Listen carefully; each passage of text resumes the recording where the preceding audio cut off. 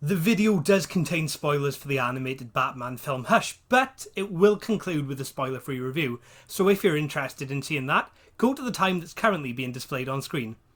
With that said, let's begin.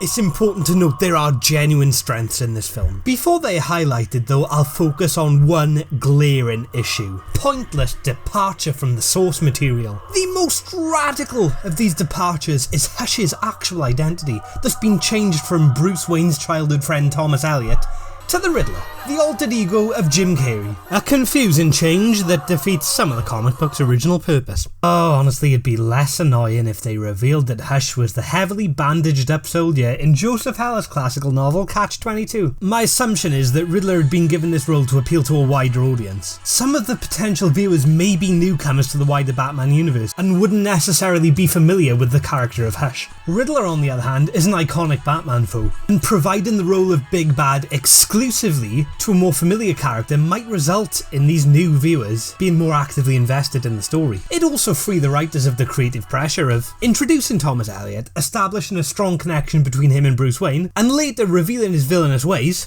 in the space of an 80-minute film without feeling rushed or contrived. Even these justifications are problematic, however. Firstly, the film as it stands reduces Thomas Elliot to a character who dies before he's given any opportunity to develop, which is equally as problematic as a rushed characterization would be. The idea of giving the role to a recognisable villain like Riddler is also devalued, because once he's become Hush, he's no longer characteristically or physically recognisable as Riddler. The change may have also been made since Thomas Elliot is probably the least known of all the iconic characters who appear in this film. Newcomers would immediately suspect him solely on the basis he's one of the few characters they don't really recognise. Actually, this debatably even applies to the comic book itself, mainly because apparently Thomas Elliot was indeed intended as a red herring at one point. And a resurrected Jason Todd, aka Robin 2.0, was intended to be the real Hush. This idea was dropped in favour of the Red Hood storyline. The Red Herring would have actually been a good name for that character. Batman, under the Red Herring. The entire argument about accommodating newcomers is arguably even devalidated. The amount of non-Batman fans who'd even be interested in seeing a home-released animated Batman film is limited in the first place. It's important to note at this point the Riddler was still important to the original Hush comic, so the idea of giving him Hush's role wasn't completely random. In fact, before the reveal, Riddler's role remains identical to the comics. He's still a master manipulator who discovers Batman's identity thanks to his use of the Lazarus Pits, the change being he was working with Hush rather than being Hush. Altering Elliot's motives to be more explainable in a short film would have been a better approach, since the idea that Edward Nygma, a character clearly addicted to the specific Riddler persona, would abandon it in favour of something so much less whimsical feels extremely out of character. Most other changes made were surprisingly practical. Batgirl replacing Huntress, for example. That change is logical because not only is Batgirl a more recognisable character, but her actions in the film are still in keeping with her general personality. Removing Jason Todd from the story also made sense. Keeping him in would introduce overcomplication, and an animated film showing his rise to villainy has already been made. That film didn't seem to be set in the same continuity as this one, but the aim to avoid repetition is understandable. The events surrounding this one change are mostly faithful, and on the occasions there is artistic license is much more understandable. Due to the sheer magnitude of this deviation though, the film is more enjoyable if viewed as a separate intellectual property that's just inspired by the comic arc. Admittedly, I'm not fully capable of separating the works myself just because it presents itself as a direct adaptation, but I wish I could. Now the criticism is over, let's isolate the positives. The film brilliantly balances a broadcast. Wow, look at that alliteration. The relationship between Batman and Catwoman is thoughtfully explored with logical complications and consequences. A subplot presents Poison Ivy as a powerful manipulator and introduces an interesting dynamic between her and Superman, which results in an exciting and cleverly resolved battle between the Dark Knight and the Man of Steel. It was hard to tell which is which, neither is wearing a dark outfit. At one point, Batman is thrown into a wall and he keeps on fighting. I think he's the real Man of Steel. It also features a productive appearance from Harley Quinn, where she is presented as formidable, psychotic and funny, rather than just being given one of those traits. She also wears a costume heavily reminiscent of her original 90s look.